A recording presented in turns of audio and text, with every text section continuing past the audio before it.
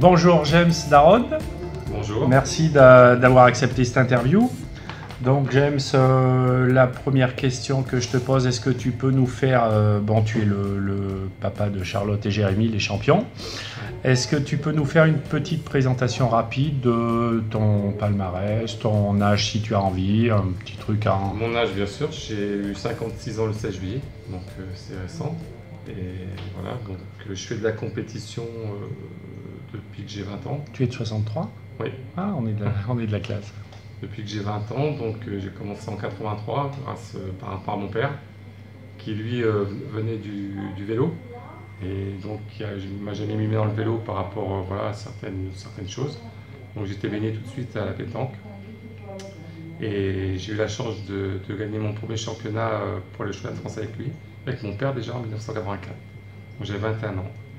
Champion de France pétanque. pétanque. J'étais champion de Charente-Maritime en 1984, donc j'ai participé au championnat de France, c'était en Corse, à Bastia, en 1984. Et on en a fait 3 ensemble. 84, 85, 86. Et après, je suis parti jouer avec des joueurs un peu plus expérimentés, style je me suis Gers, des joueurs aguerris, qui m'ont permis de progresser assez vite. Et voilà, puis après c'est un enchaînement, puis après j'ai fait des beaux résultats. J'ai jamais été champion de France avant 2011. Je pense que j'avais la valeur pour y être, mais après c'est le destin, la chance, un petit peu, voilà. Et voilà. Et donc voilà, ma carrière, j'ai fait pas mal de résultats des nationaux. Voilà. Jusqu'à ce titre avec Jérémy. Voilà, 2011. Donc Jérémy a été a été le déclencheur de tout ce qui a suivi, je pense, en étant vice-champion de France en tête-à-tête en 2009, champion de France 2010 avec Sevilla en doublette, et après champion de France 2011. Et après, ça a basculé du bon côté, quoi. Donc après, voilà, puis ensuite, Charlotte est arrivée et tout s'enchaîne, quoi. Avant, s'il y a le petit déclic, quoi. Alors j'imagine que quand on est passionné de pétanque comme tu l'es, et qu'on a le titre suprême de champion avec son fils, c'est une énorme consécration, quoi. Moi je l'avais vu en 86, donc avec Hubert de Cagne et son fils. Je l'ai vu en 99 avec la famille Armandez. Oui. Donc c'est les deux seules familles qui ont gagné. Voilà, c'est des choses... comme je dis toujours, c'est souvent ma phrase, je souhaite à tout parent de vivre ces moments-là, parce que quand vous avez une passion et que la pétanque permet de faire encore votre passion avec vos enfants, voilà, c'est quand même... quand on vieillit, c'est des choses qui nous viennent à cœur, quoi. Et aussi la seule famille en France à être champion de France, père, fils et fille, quoi. C'est peu commun dans notre sport. Et surtout d'avoir transmis cette passion pour son fils, sa fille, parce qu'ils ont attaqué très jeunes. Non, ils ont appris jeunes. Ils ont appris jeunes. Ils ont appris jeunes parce que ils ont appris la gestuelle, je leur ai appris tous les deux très jeunes. Et ensuite, tous les deux ont eu un parcours assez similaire. Jérémy était au foot, donc il était bon au foot, il était en sélection régionale, il était joué en moins de 15 honneurs. Donc lui, il a gagné son premier championnat, c'était en cadet, il avait 14 ans. Et donc c'était en 2001. Et 2 ans après, il faisait le championnat du monde jeune en Tchéquie. Et voilà, c'est parti de là, mais ça a été assez vite, oui. Et Charlotte a eu le même parcours aussi, où elle vient du tennis, où elle a fait une progression assez importante au tennis, donc ce qui lui a fait qu'elle a fait 2 ans avec un entraîneur en étant déscolarisée. Elle était classée, elle était 2-6. Ah ouais. Mais ça avait été très vite, et donc c'était un jeune entraîneur, il nous a proposé un projet qui valait beaucoup d'argent, mais qui lui faisait ça gracieusement, parce que lui c'était ses débuts, et donc le collège était d'accord, tout le monde était d'accord. Après ça a été compliqué au niveau des études, et puis le tennis c'était autre chose, et elle, ayant du retard par rapport aux autres, elle a eu du mal, quoi. Mais bon, elle a eu été 2-6, elle a joué en championnat national, division nationale 2, même en 1B, je crois aussi. Non, après elle avait un niveau de tennis. Baignée dans le sport, quoi. Et en parallèle, elle a passé aussi ses diplômes d'entraîneur, donc elle a entraîné après au tennis pendant 4-5 ans. D'accord. Baignée dans le sport, oui. Donc la pétanque a maintenant, j'ai eu Jérémy ce matin, donc par contre Charlotte professionnellement. Alors Charlotte, elle a donc travaillé 2 ans avec nous. Ouais.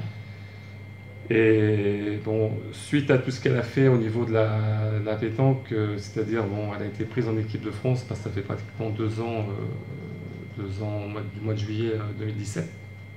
Donc 2 ans après, elle a fait tout ce qu'elle a fait.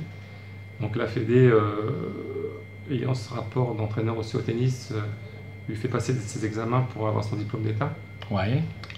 Donc là, elle est en préparation pour passer ses examens pour avoir son diplôme d'État. D'accord. Et éventuellement après, peut-être encadrer des jeunes. Ou, voilà. Le statut de joueur de haut niveau, elle l'a ? Oui, Ouais, oui. Bien sûr, hein. Oui. Bien sûr. Oui. D'accord. Bon, on va revenir à toi. Donc, tu es passé ces dernières années peut-être un peu plus de joueur compétiteur à un peu coach, non ? Moi, je vais vous expliquer. Moi, j'ai joué après à la fin des années 90, début des années 2000. Je jouais beaucoup avec le Nantec, avec Chuchot. Bon, j'avais une carrière de joueur. Voilà, j'avais. Ton poste ? J'étais milieu, moi. D'accord. Milieu tireur. Et après, moi, je suis parti. Voilà, il y a des parents. Chaque parent fait ce qu'il veut, comme bon lui semble. Moi, quand Jérémy est arrivé, donc en 2003. Après, il a été champion d'Europe jeune en 2004 et après il est passé senior en 2005. Donc moi j'ai joué avec lui. Donc évidemment que jouant avec lui, je changeais de poste parce que lui jouait, voilà. Et donc moi j'ai mis ma carrière un peu entre parenthèses pour pouvoir lui l'amener là où il a été, quoi. T'es passé pointeur avec lui ? Je suis passé pointeur et puis après voilà, les débuts ont été durs parce que c'était pas facile pour lui. Mais voilà, ça fait partie où moi, je jouais avec lui et j'ai essayé de l'amener, voilà, donc ça a mis du temps, parce que c'était assez compliqué au départ. Et après, il a été vice-champion de France en 2009. Après, c'est parti, quoi. D'accord. Parce qu'on a parlé aussi au niveau professionnel ce matin. Donc, tu es ostréiculteur. C'est quand même des métiers prenants. Oui, moi, j'ai eu aussi la chance, donc à la base, mon père. Donc, mon père m'a permis de pouvoir jouer quand j'étais jeune, parce que on travaillait ensemble. Donc il me laissait partir, comme je le fais actuellement avec mes enfants, comme j'ai fait avec Charlotte. Maintenant Charlotte, elle va sur d'autres horizons, mais maintenant j'ai Jérémy avec moi. C'est sûr qu'il fait tout ce qu'il fait parce que il travaille avec moi. Mais ça, c'est notre vie à nous. Et voilà, ça c'est. Ouais, c'est votre gestion familiale. C'est notre gestion familiale. Donc les gens, des fois, se posent la question, mais voilà, on a toujours travaillé, mais on a une culture du travail et voilà, le travail n'empêche pas de jouer au boule. Jérémy un travail physique, comme Charlotte a eu un travail physique, et ça ne les empêche pas de faire tout ce qu'ils font. Après, moi, je dis, il n'y a pas de. C'est des fausses excuses, quoi. Après, voilà. Pour moi, la valeur du travail est importante, quoi. D'accord. On voit bien que ces valeurs ont passé aux enfants, il me semble. Après, oui. Et c'est beau d'écouter ça parce que on sent beaucoup de respect par rapport à son père, par rapport à toi, quoi. On sent beaucoup, très très unis, quoi, très unis. Toi, tu dois apporter l'expérience aussi, parce que j'ai l'impression que ton rôle de conseil est très important. Oui, et puis j'ai eu la chance de jouer avec tous les joueurs. J'ai des joueurs avec qui sont très importants au niveau des conseils. Moi, j'ai mon ami Le Nantec, qui des fois, je peux l'appeler. Étant père, des fois, on n'est pas toujours objectif, donc si je dépasse pas les limites, tout ça, il faut toujours s'appuyer sur des personnes. On a Philippe Quintet aussi au club, qui est très important, qui est quelqu'un de très sage et qui donne de bons conseils. Charlotte, quand elle est partie au championnat du monde, je l'ai fait appeler choper Didier parce que moi, j'avais pas d'expérience du championnat du monde, donc je lui ai demandé qu'il lui dise un peu certaines choses. Ouais, c'est beau ça. Voilà. C'est un bon petit réseau. J'écoute, faut observer, écouter les gens et les champions doivent apporter leur contribution aux autres, quoi. C'est beau. Quand on arrive à un certain âge, je pense qu'il faut savoir transmettre. Et vous avez d'ailleurs une partie, comme je dis là depuis quelques temps, qu'il faut mettre en avant. C'est la partie de Tremblot en finale du mixte, du championnat de France mixte. Ouais. Et ça, c'est une partie à montrer dans les écoles, parce que il y avait tout. C'est là qu'on voit que c'est un sport d'équipe, où il a apporté sa part d'honneur, il a été juste envers lui-même, et le résultat, c'est d'être mené 0-10 et de gagner. Voilà, ça, c'est des exemples. Ça, c'est des parties à montrer. Alors écoutez bien, ceux qui visionnent cette vidéo, allez voir cette finale doublette mixte. Ça prendrait beaucoup de leçons à tirer. Au niveau tactique, au niveau psychologique. Au niveau approche de la compétition. Oui, d'accord. La compétition, donc tout de suite, c'est arrêté complètement ou pas pour moi, toi, personnellement, pour toi? Moi, je joue très peu. Je joue pour t'amuser? Non, je joue encore pour dépanner. Je fais des championnats. Bon, j'aurais pu encore. J'ai un niveau de jeu où il y a en 2016, je perds en demi du France avec Damien Euro. Bon, après en 2015, je perds en 8e avec Jessie. Quel poste? Là, je joue pointeur. Tu es pointeur maintenant. Ouais. Oui, parce qu'après, j'ai pas de temps de jeu. Mais après, par rapport à l'expérience et la connaissance du jeu, j'arrive à me débrouiller, quoi. Le petit chapitre que j'aime bien, qu'est-ce que tu penses de l'entraînement? Est-ce que tu demandes à tes enfants de s'entraîner? Est-ce que tu t'es entraîné? Moi, j'ai beaucoup joué. Après, l'entraînement est très important. Une anecdote, c'est Charlotte, pour l'an dernier au championnat d'Europe de tir précision. Donc, ils savaient pas, enfin, ils avaient demandé soit à Charlotte, soit à Anna Maillard de tirer. Donc, Charlotte ne savait pas trop parce que c'était nouveau pour elle. Donc, je l'ai laissé faire. Et puis, vers le 15 août, elle m'a dit bon, c'est moi qui vais tirer parce que je ne peux pas laisser tirer Anna étant donné qu'elle pointe toute l'année. Et je dis c'est à moi de tirer. Moi, je dis écoute, ouais, c'est ta volonté, on va là. Donc, on s'est entraîné pendant un mois, 4 fois par semaine. Voilà, avec 1h30 par jour. Et résultat, elle a gagné. L'entraînement est très important. Bien sûr que pour préparer une compétition, faut s'entraîner. C'est des séances que tu construisais, des séances d'entraînement? C'était par rapport aux ateliers. Et puis après, il faut y aller. Oui, faut y aller paroles pendant l'entraînement. Il y a plein de choses la compète, c'est beaucoup de la psychologie, quoi.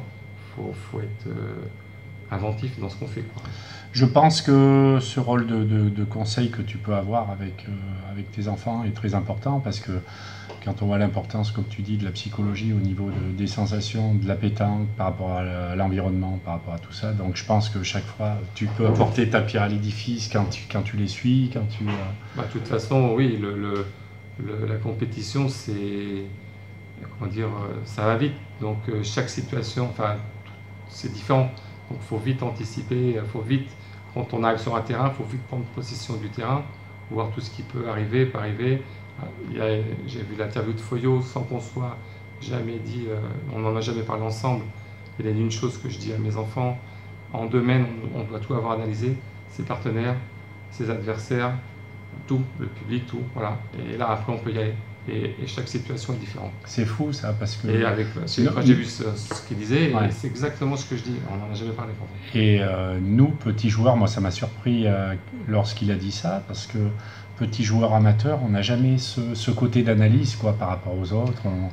On se soucie souvent de notre geste, de notre jeu, on se soucie très peu d'en face. Les gens des fois critiquent les arbitres, ou moi les arbitres, quand on a gagné en 2011, c'est l'arbitre qui m'a fait gagner parce que j'ai saisi une opportunité où on était 0-7 en 8e, on avait pris 2 cartons jaunes, donc avec Sevilla et Jérémy, et la partie nous échappait, quoi. Donc moi j'avais remarqué que le petit tireur en face, c'était le petit Prangato, c'était un tireur qui faisait très légèrement le pas, et j'avais surtout vu que leur délégué était assez nerveux. Et donc on avait un arbitre par jeu qui surplombait le jeu, quoi. Et j'ai simplement dit à l'arbitre, j'ai dit monsieur l'arbitre, vous faites votre travail, mais je pense que le petit tireur fait le pas un peu. C'était monsieur Crignon qui coachait tous les arbitres. Quand il a vu ça, il y a eu un peu changement d'arbitre. Et la partie, vous voyez, c'est des détails qu'il faut gagner. C'est énorme cette anecdote. Ouais, mais tout fait partie. Alors après, dès l'instant qu'on n'est pas agressif, parce que bon, après, les mauvais travers, c'est l'agressivité, les menaces. Mais après, sur un terrain, c'est de la compète. Moi, au final, ce que j'aime, c'est la compète. Donc c'est tout ce qui, tous les à côté, tout le contexte, quoi. Après, il y a tout un contexte qui fait que après, c'est une passion, quoi. Le rapport avec l'autre, quoi. Dès l'instant que vous restez, qu'il n'y a pas de menace, il y a, à la limite, comme disait un jour Connors, il y a une ligne. Des fois, il ne faut pas la franchir, mais des fois, on la franchit sur certains petits trucs. Voilà. D'accord. Ouais, beaucoup de paroles avec beaucoup de maturité. Oui, après, Donc, de toute façon, on n'arrive pas. Après, Charlotte ou Jérémy, surtout Charlotte là maintenant, où on ne peut pas gagner tout ce qu'elle a gagné sans être, comment dire, canalisé. Enfin, je veux dire, voilà, j'essaie de devancer tout ce qui peut lui arriver, quoi. Là, par exemple, sa finale du championnat de France triplette, je savais que cette finale serait compliquée. Et elle a été compliquée, et voilà, c'était pas pareil pour X raisons, mais voilà, voilà, ça qu'il faut essayer de, justement, toujours essayer de, voilà.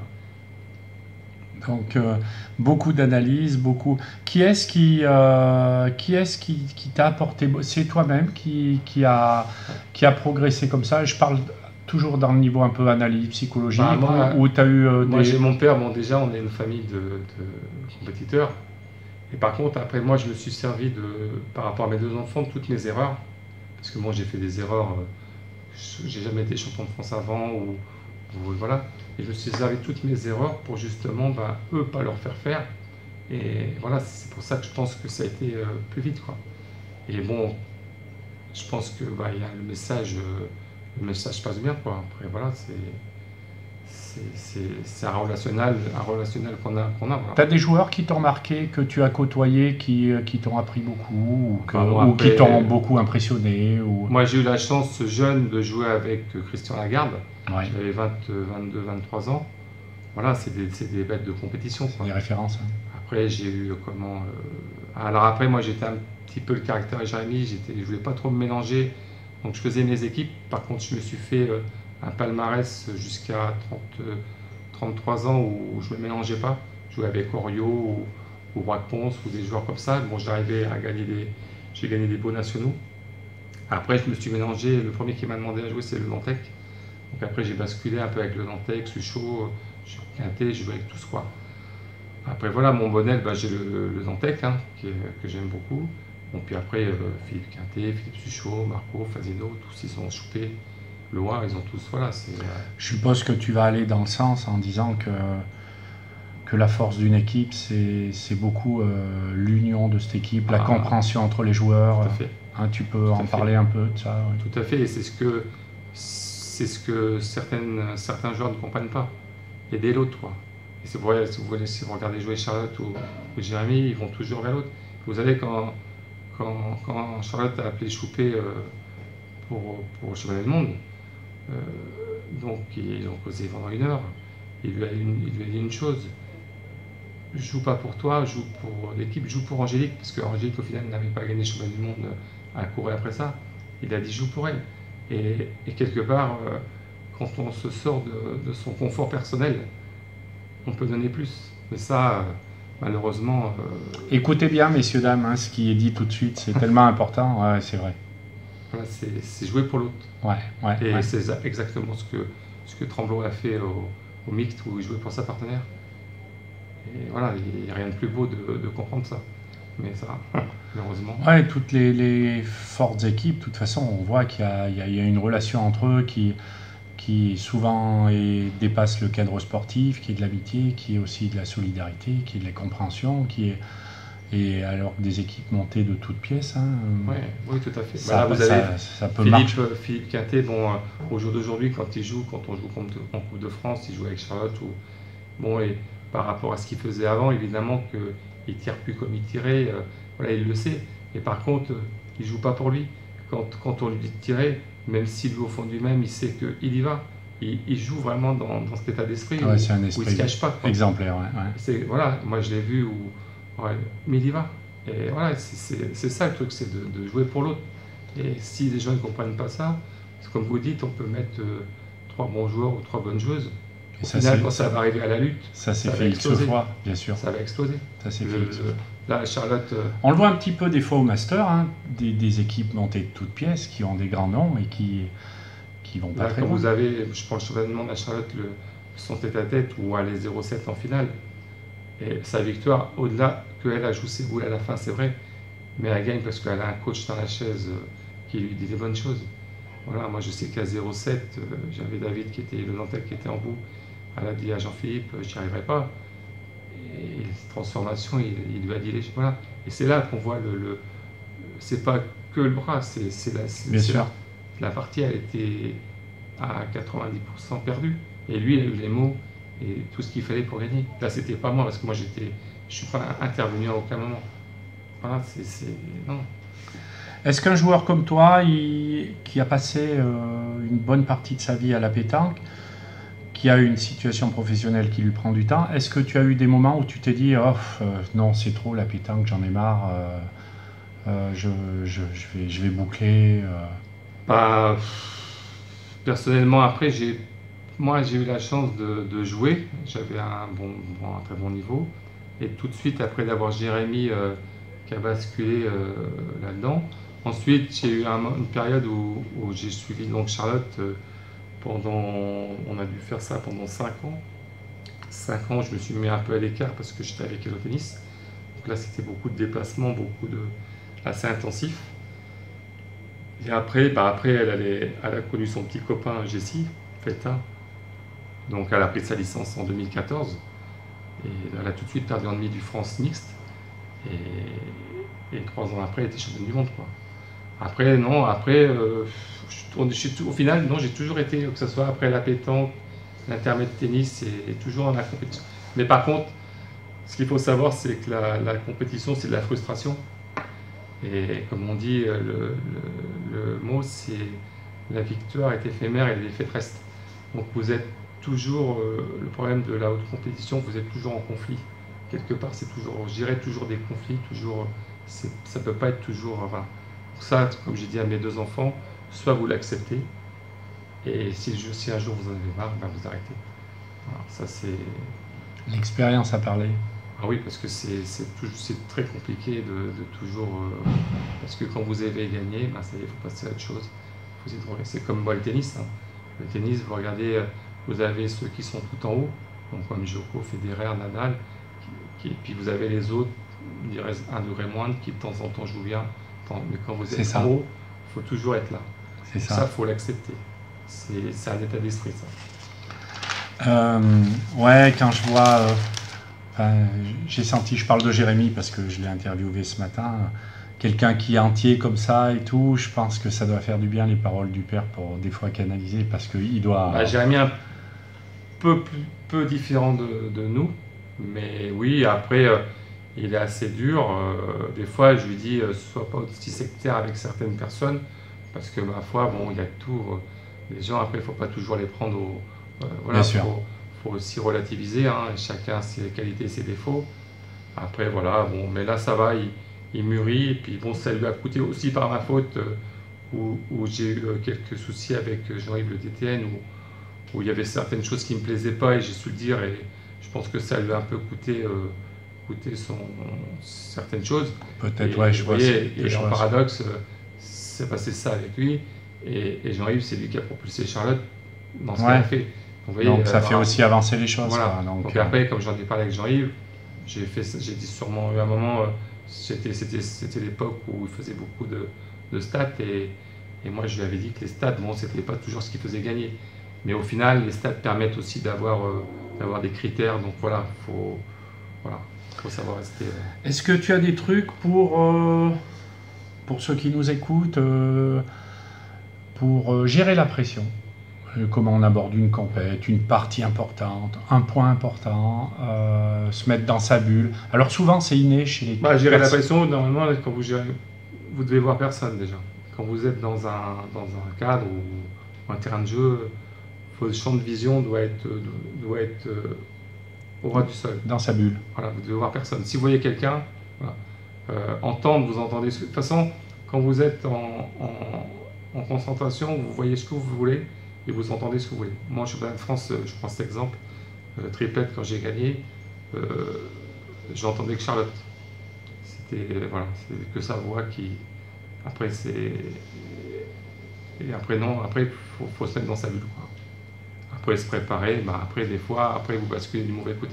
Ça c'est le jeu. Hein. Bien sûr. Des fois tout va bien se passer et puis des fois ça va se passer, voilà.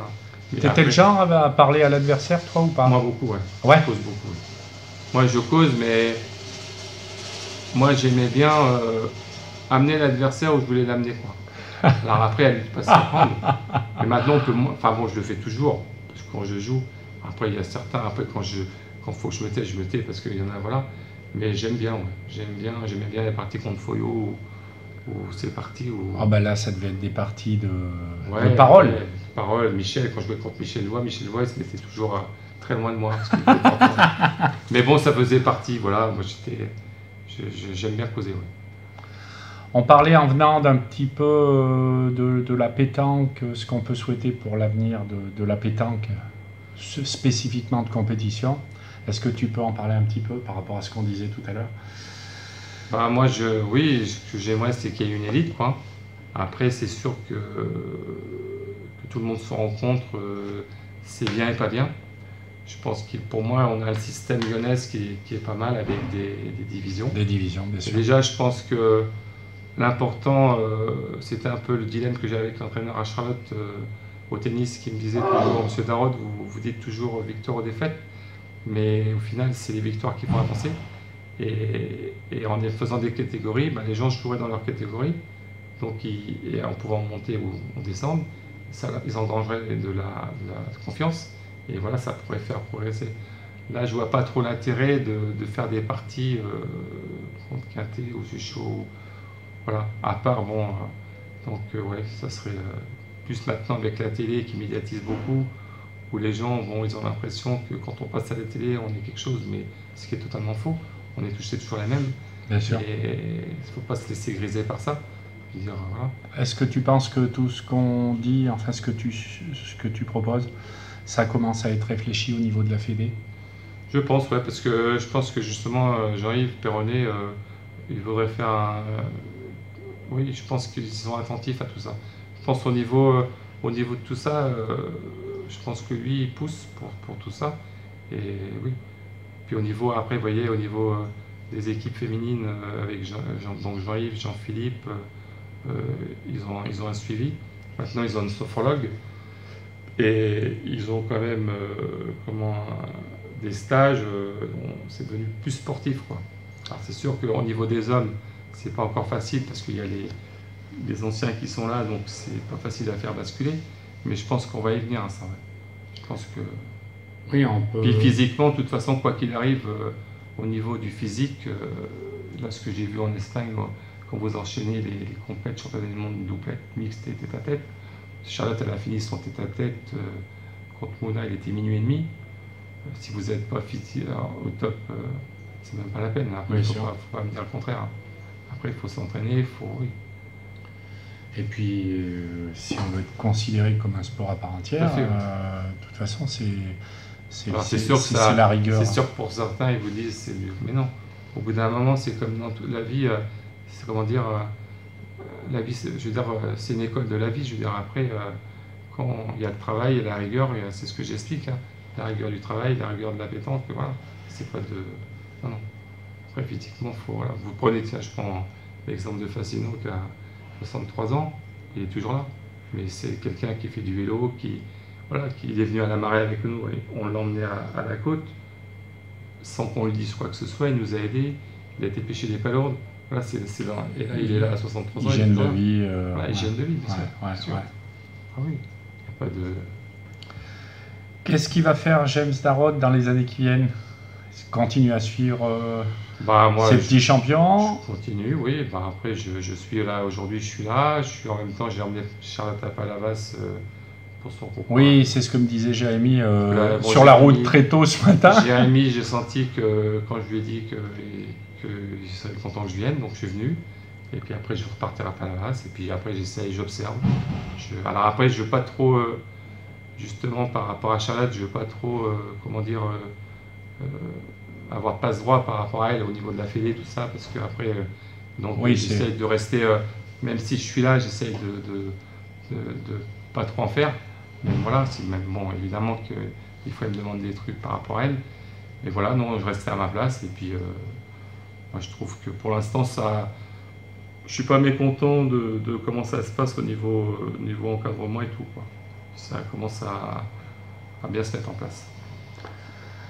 Quand je vois un petit peu le profil de ce que tu fais, James Darod, il finira pas par être entraîneur d'une école de pétanque ou un... C'est pas un truc qui t'intéresserait? J'ai l'impression que tu as tellement à apprendre Ouais, mais après apprendre, de toute façon, à apprendre aux autres, hein, je parle pas. Apprendre aux autres, après, comment dire, techniquement, si, après, techniquement, c'est ce que dit Charlotte, en France, je pense que justement, là, ce qu'ils veulent faire, vont créer des postes et tout ça c'est la technique. Si vous avez la technique tout de suite à 4, 5 ans, 6 ans, après, voilà, il faut avoir les bonnes bases. Moi, mes deux enfants, que ce soit Charlotte ou Jérémy, c'est exactement ce qui s'est passé. Et après, ça vient où après, c'est la tête. Après, au niveau du mental, ce que je dis à mes enfants, après c'est, comment expliquer, faut encaisser, quoi. Parce que moi, je suis assez dur avec eux quand même, hein, comment... Exigeant. Donc j'ai des propos des fois où je suis assez, dans mes paroles, assez dur. Mais après, c'est pour... Voilà, ils savent comment ouais, ils connaissent leur père, quoi. Voilà. Après, quand on dit se faire violence ou tout ça, bon, c'est souvent quand Charlotte ou Jérémy disent qu'il faut faire violence. Bon, après, voilà, il y a un moment donné, il n'y a pas de hasard, quoi. À un moment donné... mais après, tout le monde, on est tous humains, donc des fois on peut passer à côté. Bien sûr. Je vois du monde en doublette contre la Thaïlande où on mène 12-4. Jusqu'à 12-4, moi j'avais tout expliqué un peu à Charlotte comment on pouvait se dérouler la partie. Ça se déroulait à merveille comme je l'avais prévu. Dit. Elle faisait ce qu'il fallait, elle tirait bien, elle faisait des carreaux. Et à 2-4, elle a eu un creux. Et donc elle a manqué. Et là, après, ça a un peu désorganisé l'équipe. Et puis voilà, quoi. D'autres s'installent, il faut gérer. Et puis ça a été très vite, et puis la partie a été perdue. Mais après, sur cette partie, il faut s'en servir pour la suite. Parce que bon, après, vous voyez, elle a gagné le tête-à-tête après, quoi. Après, voilà, c'est... D'accord. Je demande toujours, James, une petite anecdote dans ton passé de joueur, d'une partie ou un truc qui t'a marqué, une partie que tu ne devais pas gagner, que tu as gagné à la fin, un point complètement fou. Moi, une anecdote, j'en ai une belle. C'est en 2001, je perds en demi-finale du championnat de France doublette. Donc on s'entraîne avant les huitièmes. Tu étais avec qui? Avec Franck Bouquet. D'accord. On s'entraîne avant les huitièmes, et à ce moment-là, la partie phare, c'était Passofoyo. Et moi, bon, comme je cause beaucoup, je chambrais un peu les gars en disant je plains celui-là qui va rencontrer Passofoyo en huitième. Et qui c'est qui a rencontré Passofoyo? C'était nous. Mais on a gagné 13-0.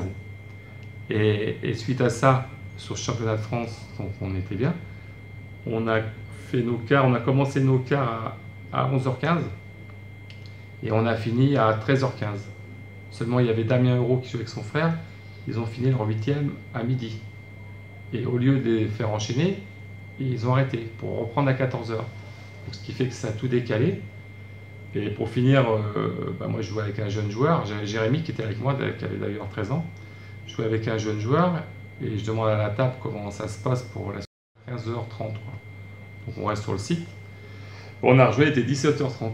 Et à la sortie, mon joueur il avait gambergé et j'ai perdu en demi 13-8. Mais voilà, c'est des anecdotes où ça fait partie des détails où voilà. Ouais, surtout que c'est quand même propre à la pétanque où on a des concours. On peut rester des heures sans jouer. Et maintenant, ça va mieux quand même. Au niveau organisation, c'est beaucoup plus structuré au niveau. Vous voyez, les temps de jeu, quand ils vont finir les poules ou les reprises à 15h30, tout ça, c'est bien. Ça met tout le monde à égalité, quoi. Comme à Limoges, ils ont repris à 18h. Là, bon, après, c'est bien. Non, ça évolue quand même. Après, il faut pas. Je pense qu'on part de tellement loin que, vu comment ça se passe, au niveau, il ne faut pas non plus cracher dans la soupe. Il y a des gens qui font évoluer quand même. D'accord. James, est-ce que tu as un petit truc que tu veux, un petit message à faire passer ou je ne sais quoi? On va continuer à faire ce que vous faites. Connaître les joueurs. Ouais. Des fois, on ne connaît pas bien, on a des a priori sur certains, alors que voilà. Eh bien, merci. Je vais te demander, James, de te lever. Juste, je vais venir te faire une poignée de main. Je termine mes interviews tout le temps comme ça. Si tu peux te lever, s'il te plaît, que je règle mon truc. Tac, tac, tac. Je vais essayer de ne pas faire comme ce matin parce que c'est vrai que tu es grand, toi, comme ton fils. Merci James, C'est moi. et puis merci pour toutes ces belles paroles, je crois que les gens vont se régaler, Ouais, et puis on va finir de regarder ces masters. Alors, D'accord. merci bien. Je vais te raccompagner.